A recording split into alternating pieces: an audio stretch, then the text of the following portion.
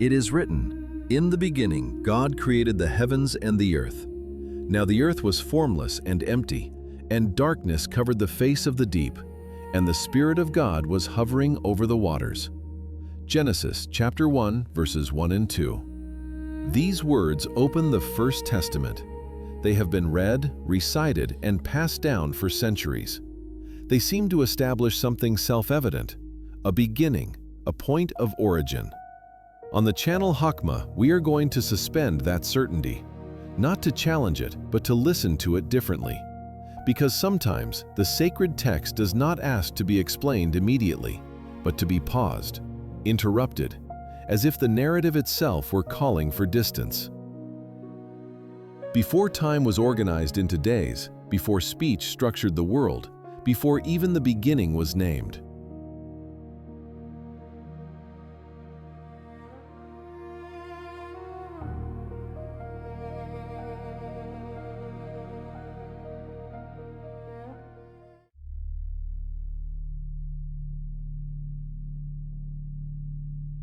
Genesis chapter 0, before the beginning. Before any beginning, before days, before nights, I am. Formless and without time, no word yet existed, for the Word had not yet shaped things. Then I willed being to be, and from my will sprang forth the first matter, without form, without light, without measure. The Word was within me, and what came to be through her. My breath enveloped this first state like a silent promise. Matter became an abyss in waiting, a depth without boundary, prepared by me, the one who acts in many ways. I stretched out the darkness like a veil. I set the primordial waters like a canvas. Thus I created chaos, not as evil, but as the draft of the work to come, the first state of what I was about to order. Then came the moment set by me. The word was heard. My breath began to move, and I began to order what I had created. This was the beginning of which Scripture speaks.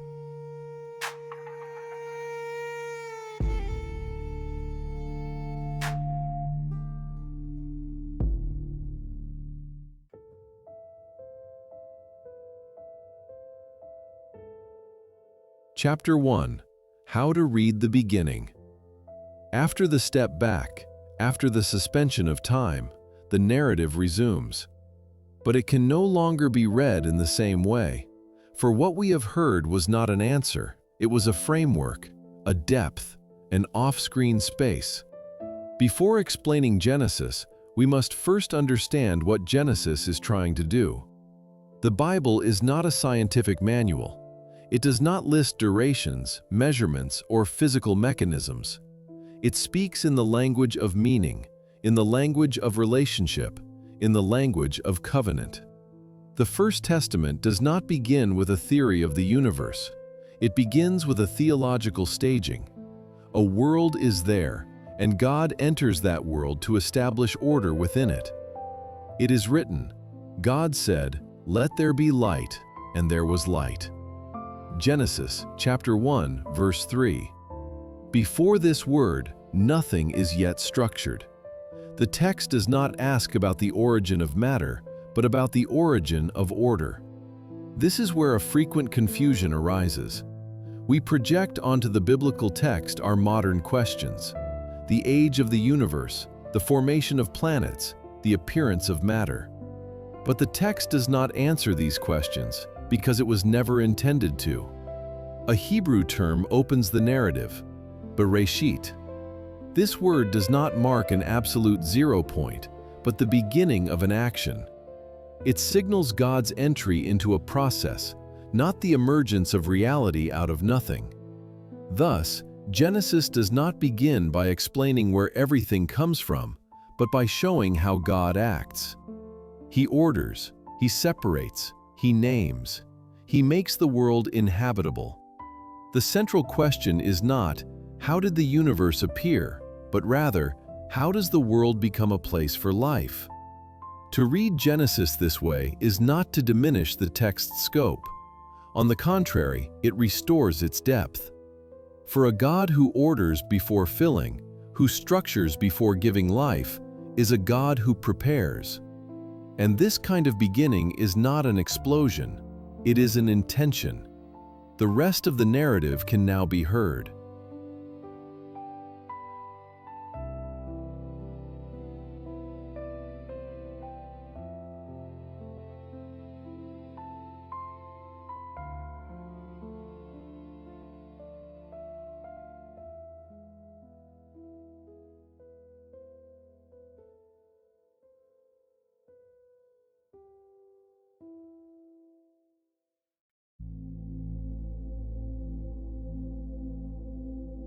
Chapter 2. A title before the narrative. To understand what truly begins in Genesis, we must return to the very structure of the text. In the First Testament, it is common for a narrative to open with a summit sentence, a sentence that does not yet tell the story but announces it, a title placed before the unfolding. It is written, "In the beginning, God created the heavens and the earth." Genesis chapter 1, verse 1. This sentence does not describe a scene. It shows no movement. It situates neither a precise place nor a visible action. It affirms.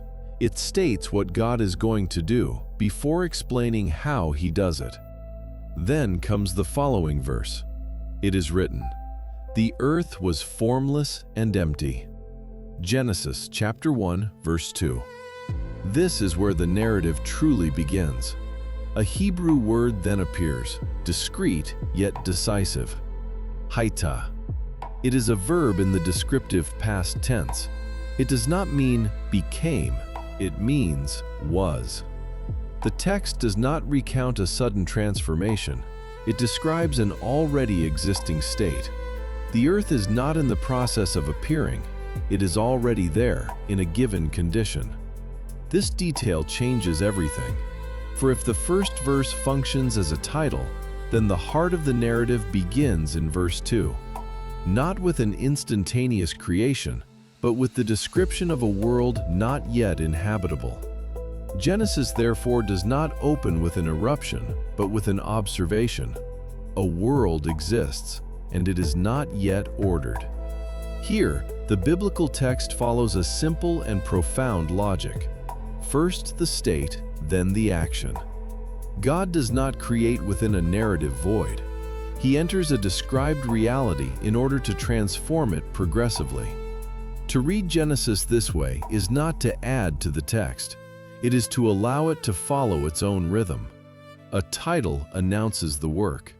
The narrative begins where order is about to be born.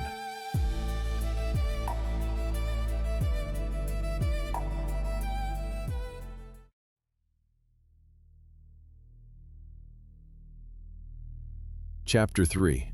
The chaos that precedes order. The narrative is now in place. A title has been set. A state has been described. What remains is to understand the nature of that state.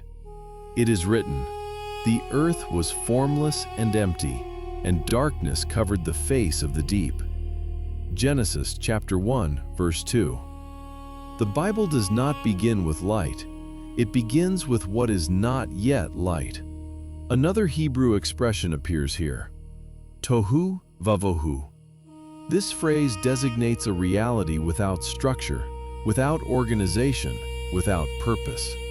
Not a moral evil, not a hostile force, but a world not yet ready to receive life. Biblical chaos is not an opposition to God. It is a stage within the narrative. In biblical thought, disorder is not the enemy. It is what precedes order. Darkness is not condemned. It is simply there, present, silent.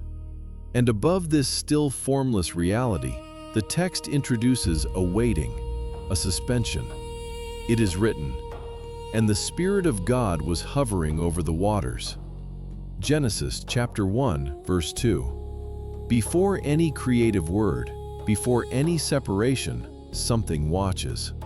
The narrative does not show God struggling against chaos, but hovering over it, containing it, preparing it. This detail is essential, for it reveals the deep logic of Genesis. God does not eliminate chaos, He orders it. The world is not repaired, it is structured. Biblical creation is not a reaction to a disaster, but the outcome of a process. Thus, chaos is not a mistake. It is a silent beginning.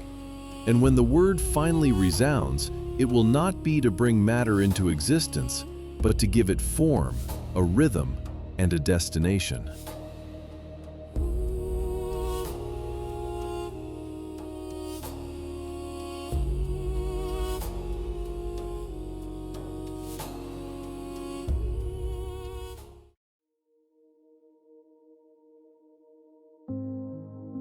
Chapter 4: The Bible and Deep Time.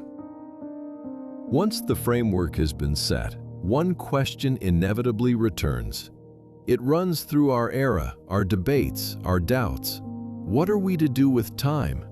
For contemporary science speaks of an ancient world, of a land shaped over immense durations, of slow, successive processes, sometimes chaotic. And for many, this account seems to stand in conflict with the opening pages of the Bible. But this conflict is not in the text, it is in the reading. Genesis assigns no age to matter. It establishes no cosmic timetable. It does not seek to measure physical time. It speaks of another kind of time, a theological time, a time of meaning. It is written, "For 1,000 years in your sight are like yesterday when it is past." Psalm 90, verse 4. The First Testament recognizes the difference between human time and divine time, between measurable duration and purpose. Science observes how the world changes. The Bible reveals why it is ordered. One describes mechanisms, the other reveals intention. When Genesis speaks of days, it is not speaking of astronomical units in the modern sense. It speaks of sequences, of stages, of progressive structuring. The biblical text does not compete with science because it does not operate on the same level. Science looks at the world from the inside. The Bible looks at it from its purpose, and that purpose is clear. The world is not an accident. It is not an absurd chaos. It is made inhabitable. It is written, "God saw everything that He had made, and behold, it was very good." Genesis chapter 1, verse 31. The goodness of the world does not come from its speed, nor from its simplicity. It comes from its ordering. Thus, acknowledging deep time, an ancient earth, matter patiently shaped, does not contradict Genesis. It aligns with its deepest intuition. The Bible does not deny duration, it gives it meaning. And it is perhaps there, in this meeting of time and intention, that the beginning becomes intelligible.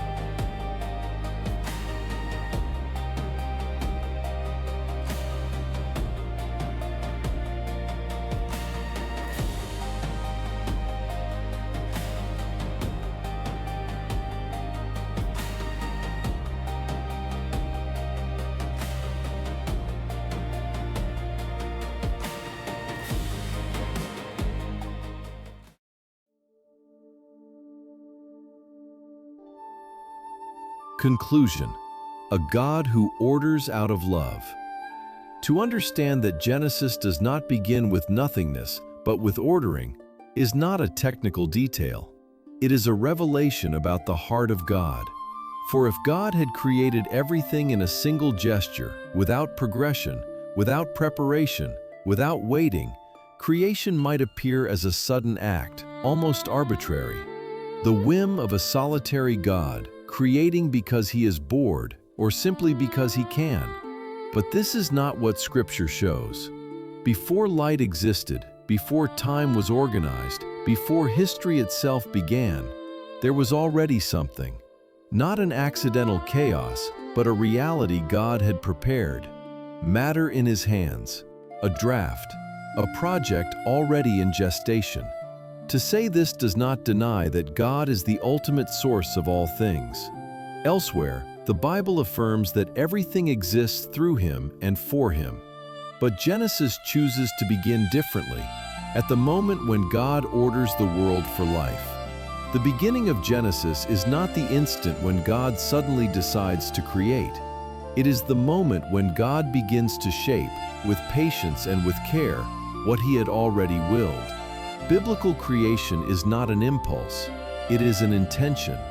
A God who orders a world before placing humanity within it is a God who prepares before speaking, a God who structures before dwelling, a God who loves even before being encountered. Genesis is not the story of a divine whim. It is not the tale of an arbitrary God playing with existence. Genesis is the visible beginning of a pre-existing project of love, a world prepared, ordered, made inhabitable, a world conceived for encounter. On the channel Hokmah, we have simply taken the time to slow the reading, to listen to the text according to its own rhythm, and to let what it says in depth emerge. This is the beginning of which Scripture speaks.